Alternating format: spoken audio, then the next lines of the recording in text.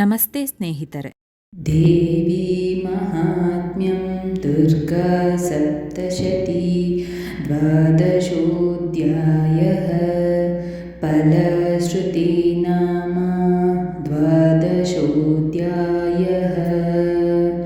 ಧ್ಯಾನಂ ವಿದ್ಯುದ್ಧಾಮಸಮಪ್ರಭಾಂ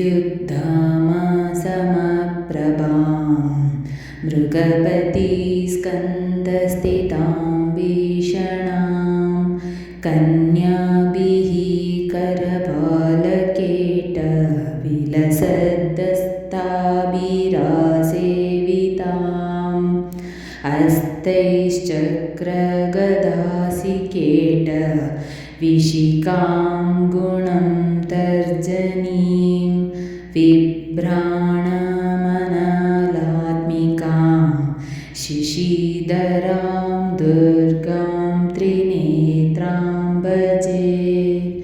ದೇವ್ಯುವಾಚ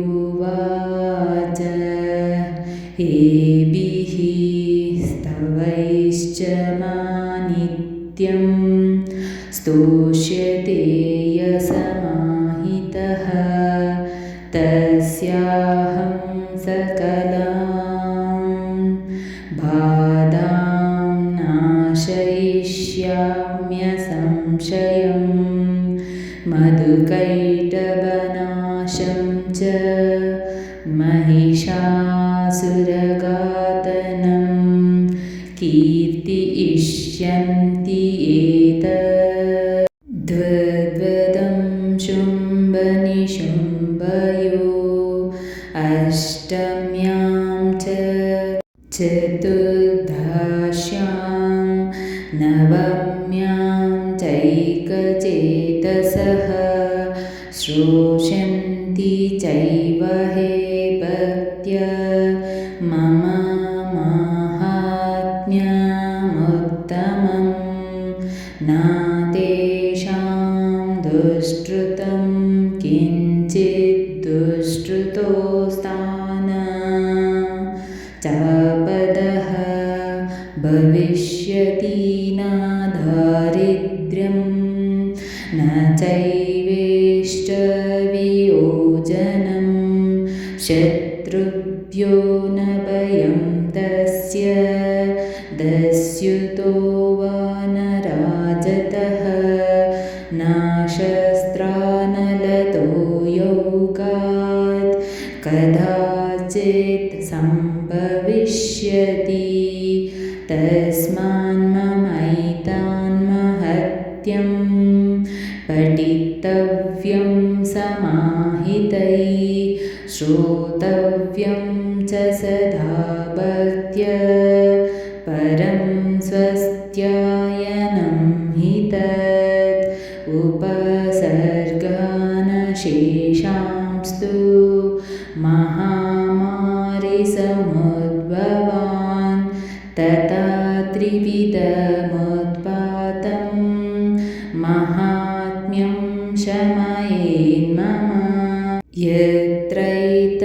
ಯತ್ರೈತತ್ಪಠ್ಯತೆ ಸಮ್ಯಗ್ನತ್ಯ ಮಾಯತನೆ ಮಮ ಸದಾ ನ ತದ್ವಿಮೋಕ್ಷ್ಯಾಮಿ ಸಾನ್ನಿಧ್ಯಂ ತತ್ರ ಮೇ ಸ್ಥಿತಂ ಬಲಿಪ್ರದಾನೆ ಪೂಜಾಯಾಮಗ್ನಿಕಾರ್ಯೆ ಮಹೋತ್ಸವೆ ಸರ್ವಂ ಮಮೈತನ್ಮಾಹಾತ್ಮ್ಯಂ ಉಚ್ಚಾರ್ಯಂ ಶ್ರಾವ್ಯಮೇವ ಚ ಜಾನಾತಾ ಜಾನತಾ ವಾಪಿ ಬಲಿಪೂಜಾಂ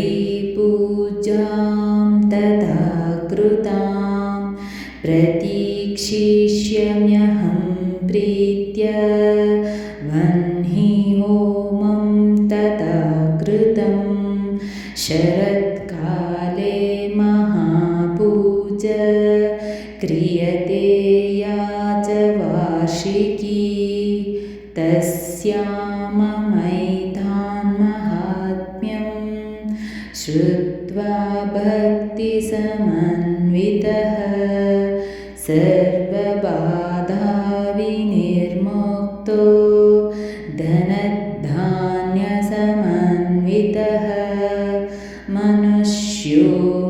प्रसादेन भविष्यति न संशयः। श्रुत्वा ममैथान्महात्म्यं तथा चोत्पत्तयः शुभ पराक्रमं च युद्धेषु जायते निर्भयपुमान्। रिपव संक्षयं यान्ति कल्याणां चोपपद्यते नन्दते च कुलं पुंसां महात्म्यं मम शृण्वतां। शान्तिकर्माणि सर्वत्र तथा दुःस्वप्नदर्शने ग्रहपीडासु चोग्रासु महात्म्यं शृणुयान्मम। उपसर्गशमं यान्ति ग्रहपीडाश्च दारुणा दुःस्वप्नं च नृभिदृष्टं सुस्वप्नमुपजायते। बालग्रहाभिभूतानां बालानां शान्तिकारकं सङ्गातभेदे च नृणां मैत्रीकरणमुत्तमम्। दुर्वृत्तानामशेषाणां बलहानिकरं परम् रक्षो भूतपिशाचानां पटानादेवनाशनं। सर्वं ममैतान्महत्यं मम सन्निधिकारकं पशुपुष्पार्घ्यधूपैश्च गन्धदीपैस्ततोऽतम्यै। विप्राणां भोजनैर्होमै प्रोक्षणीयैरहर्निशम् अन्यैश्च विविधैः भोर्गैः प्रदानैर्वत्सरेण यः प्रीतिमे क्रियते सास्मिन् सकृदुश्चरिते श्रुते। श्रुतं हरति पापानि तथारोग्यं प्रयच्छति रक्षां करोति भूतेभ्यो जन्मनां कीर्तिनं मम। युद्धेषु चरितं यन्मे दुष्टदैत्यनिबर्हणं तस्मिन् श्रुते वैरीकृतं भयं पुंसां न जायते। युष्माभिः स्तुतयो याश्च ब्रह्मर्षिभिः कृतः ब्रह्मणा च कृतास्तास्तु प्रयच्छन्तु शुभां मतिम्। अरण्ये प्रान्तरे वापि दावाग्निपरिवारितः दस्युभिर्वरुधा शून्ये गृहीतो वापि शत्रुभिः सिंहव्याघ्रानुयातो वा वने ववन अस्तिभिः राज्ञा क्रुद्धेन चाघ्नप्तो वद्यो बन्धगतोऽपि वा आगूर्णितो ववादेन स्थितः पोते महार्णवे। पतस्तु चापि शस्त्रेषु सङ्ग्रामे वृषाधारुणे सर्वाबाधासु घोरासु वेदनाभ्यर्थितोऽपि वा स्मरन् ममैतच्चरितं नरो मुच्येत मम प्रभावात् सिंहाद्य दस्युः वैरिणास्तथा दुरादेव पलायन्ते स्मरतश्चरितं मम। ऋषिरुवाच इत्युक्त्वा स भगवती चण्डिका चण्डविक्रमा पश्यतां सर्वदेवानां तत्रैवान्तरदीयता तेऽपि देवनिरातङ्कः स्वाधिकारान्यथा पुरा यज्ञभागभुजा सर्वे चक्रुविनिहतारयः दैत्यश्च देव्यनिहते शुम्भे देवरीपहुयुधि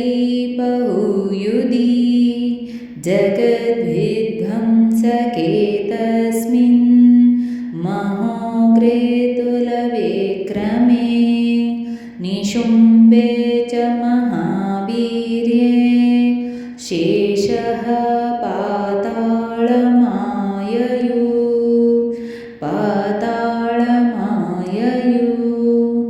एवं भगवती देवी सा नित्यापि पुनः पुनः सम्भूय कुरुते भूप जगतः परिपालनं तयैतन्मोह्यते विश्वं सैव विश्वं प्रसूयते सा याचिता च विज्ञानं तुष्ट्वरुद्धिं प्रयच्छति व्याप्तं तयैतत्सकलं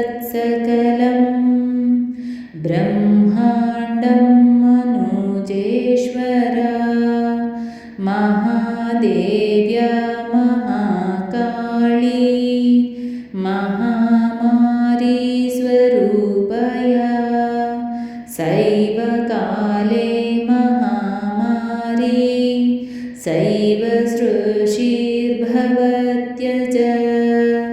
स्थितिं करोति भूतानां सैव काले सनातनी भवकाले नृणां सैव लक्ष्मीरुद्धिप्रदा गृहे सैवाभावे तथा लक्ष्मीर्विनाशयोपजायते स्तुता सम्पूजिता पुष्यै गन्धधूपादिभिस्तथा दधाति वित्तं पुत्रां च मतिं धर्मे गतिं शुभाम् इति श्रीमार्कण्डेयपुराणे सवर्णिके मन्वन्तरे देवी महत्ये फलश्रुतिनाम 12ोऽध्याय समाप्तम्। आहुति ॐ क्लीं जयन्ती साङ्गायै सशक्तिकायै सपरिवारायै सवाहनायै वरप्रदायै वैष्णवी देव्यै आहुतिं समर्पयामि। नमः स्वाहा। ಸ್ನೇಹಿತರೆ, ಈ ವಿಡಿಯೋ ಇಷ್ಟವಾದಲ್ಲಿ ಲೈಕ್, ಶೇರ್ ಆ್ಯಂಡ್ ಕಾಮೆಂಟ್ ಮಾಡಿ. ಮುಂದಿನ ವಿಡಿಯೋಸ್ಗಳಿಗಾಗಿ ಚಾನಲ್ ಅನ್ನು ಸಬ್ಸ್ಕ್ರೈಬ್ ಮಾಡಿ. ಧನ್ಯವಾದಗಳು.